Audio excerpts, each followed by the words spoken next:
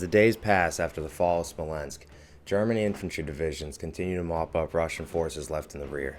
Intel on the front lines indicates a German readiness for a renewed offensive towards Moscow. This, coupled with Army Group North's push on Leningrad, has General Kulik debating on a new approach, one based on a realization that both cities cannot be held. If infantry divisions could be moved from the Leningrad front, then a Fortress Moscow approach could be pursued. The city of Odessa, a jewel in the Black Sea, named by Catherine the Great, in these past few weeks has become a target of the German invasion.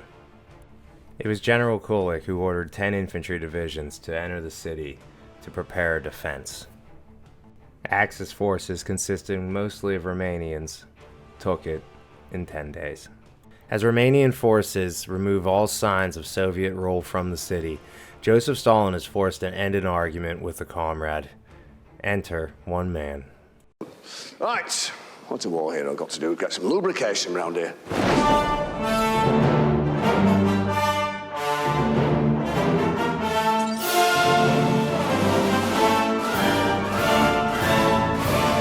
What a week makes.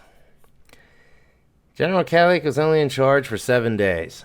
Saw the fall of the biggest city other than Minsk so far, fourth largest city in the Soviet Union. It is now in German hands. And Zhukov is back in charge.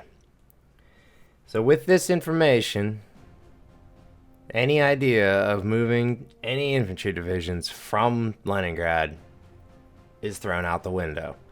There will not be any Russian cities willingly given up from this point forward. We're going to at least fight where we can, how we can. With this new doctrine in mind, plus a certain bit of advice I've been given where I've been told I need to start staggering my defenses. So I've spread my infantry divisions in Leningrad out to basically give me hopefully a front line that's actually ready to take combat with a line behind it building up.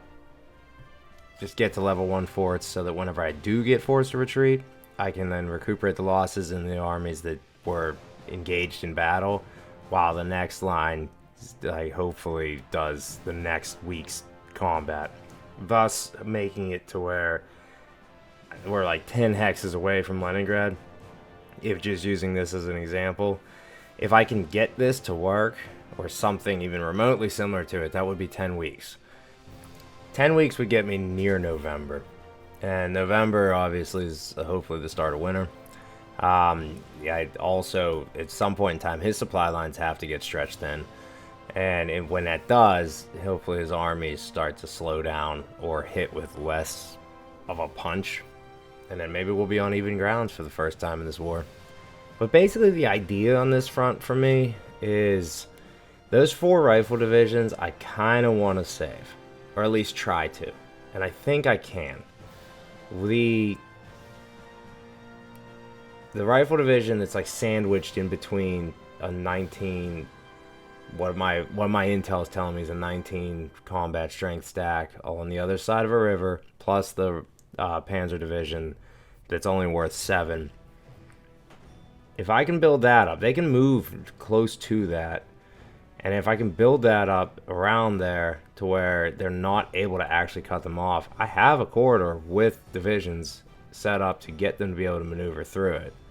Even if I lose them, if I make it to where his turn is focused on trying to wipe out what would be like 40,000 troops, that makes it to where this next week will be focused on that.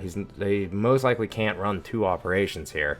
So Novgorod will still be under Soviet rule, and I think it's Penu, I think is the city that's in the center there, my supply depot. That will have to happen next week. And if I get myself to where I get anywhere near September 1st, and we're still fighting over these woods, I will consider that a absolute success. Kiev is the problem. We're flanked. We have German tanks already across the Dnieper River to the southeast. I don't have enough men to actually hold this city. But I do not want to just give it up. And I damn sure don't want to leave units inside of it. So, the idea that I'm basically formulating is a slow withdrawal where whatever attacks he sends our way, we actually can cause a little bit of damage.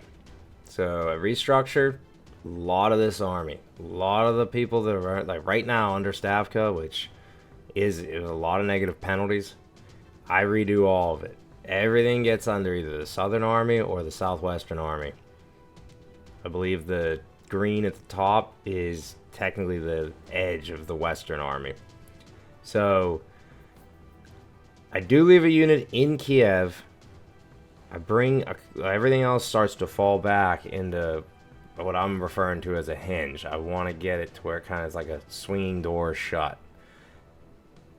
And it'll allow me next turn to hopefully have a position where I have enough movement points so I can get some of these rifle divisions, because some of them have gotten incredibly strong. Stronger than anything. If I had these up in the north, it would be a whole different story up there.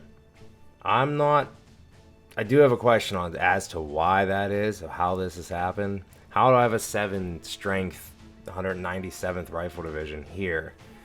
Why is the supplies getting down? I'm assuming it's a supply thing. How are they getting down here to a point where they actually like make these divisions that strong, where I'm basically 100 miles from Moscow along that front, and I'm getting nothing? So there's a logistic system I have to figure out for me to actually start to making this game make sense. But with all this movement, with all this motion, I'm actually relatively happy with where this ended up. I'm looking at a front where I actually have men everywhere, which I'm not saying it's the first time it's happened, but it feels like it's pretty close to it. So I'm anxious to see what he does with this. It's a little bit of a change of pace for me. Maybe I'm starting to learn some things more, but I'm still missing a lot, which is why I'm doing this. It's fun. So I'm going to send the turn back and see what happens when I get it back, because I'm sure he's going to hit me somewhere I'm not even predicting.